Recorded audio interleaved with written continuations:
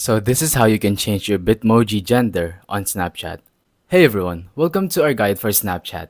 Today you will learn how to change your gender as your Bitmoji. Keep watching until the end so you don't make mistakes. Let's start by opening Snapchat. Now that you're here, you're going to want to tap on your Bitmoji at the top left corner of the screen. Once you're here, you will see your Bitmoji up here. So just simply tap on the gear icon at the top right corner and then scroll down to Bitmoji. Now, as you can see, there's change my outfit, edit my Bitmoji, choose a selfie, and at the bottom you have remove my Bitmoji. Just simply tap on that and then tap on remove. Now, it will take you to this screen.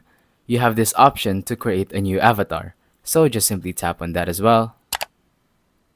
And now you can choose whether you want a female Bitmoji or a male Bitmoji. That is how you can change your gender on Snapchat.